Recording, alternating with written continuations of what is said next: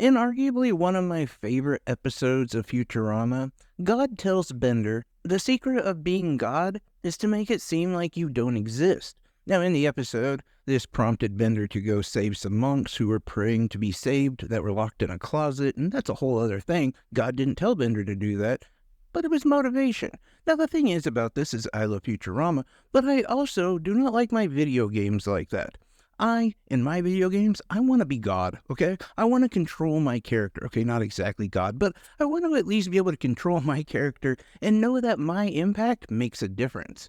So today, we're going to talk about a game called Gladiator's Arena. And I do have to thank the publishers for a review code, although they may not thank me. Anyway, before we go into it, please hit that like and subscribe button. It really helps the channel grow. It could help me make more money at some point, which I make almost none, or it can actually allow me to be able to review some bigger name games, which I'm going to talk about that in a second too. But first, let's get into Gladiator's Arena, which is one of my favorite style of games. It's a survivor game, not survival game, survivor, like Vampire Survivor, where the game pretty much auto-attacks for you, but your main job is to move your character around to avoid being hit, but also to choose upgrades and to create a build for yourself. Well, this one, you don't actually have different characters, but you do have different weapons that you can choose from, and I imagine that changes the playstyle quite a bit.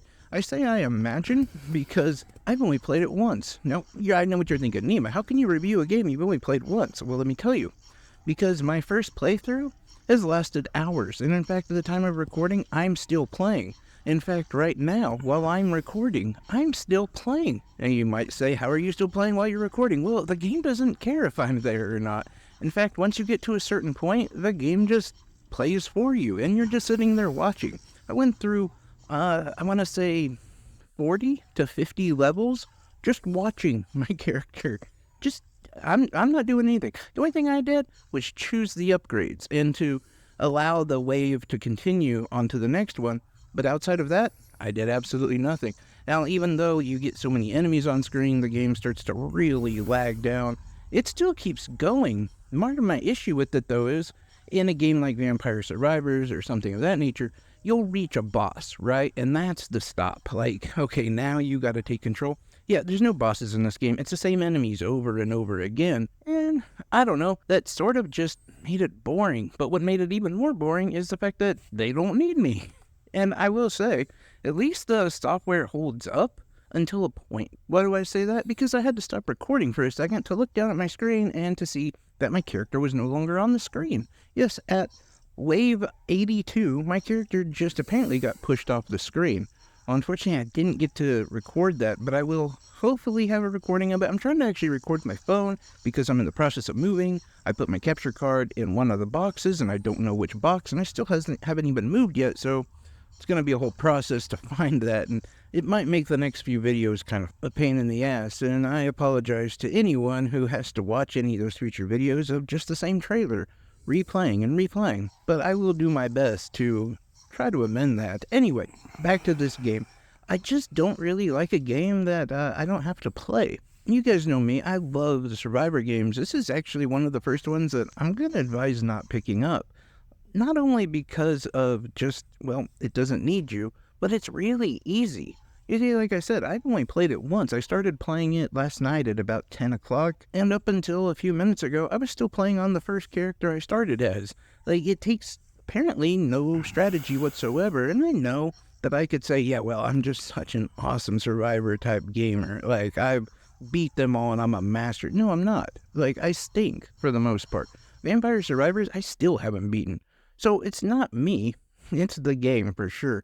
And while I do find some of the aspects of the game kind of fun, maybe like the ability to choose a weapon, I still just kind of feel like that's kind of lackluster because it doesn't have different characters. The upgrade system, like there's just nothing new about the game except for the fact that it is a game that at some point you can just let it play itself and just see how it rides off until your character finally eats the hell out and the game just is stuck.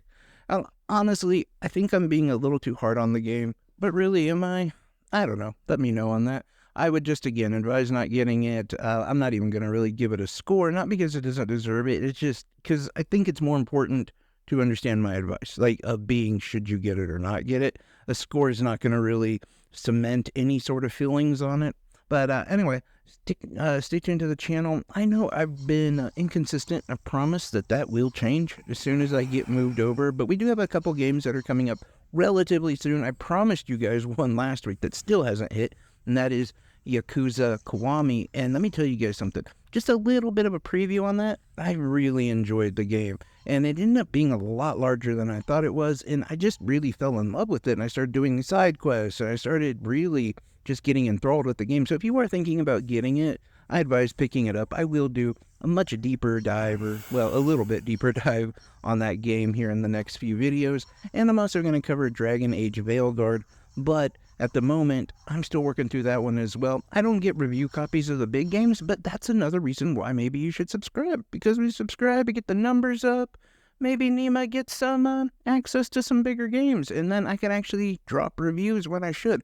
Especially when you're like these big RPGs that take 60, 70 hours to finish while you're also moving your house and in a way rooting your entire life, and everything's kind of crazy, but everything's good. I promise everything's good.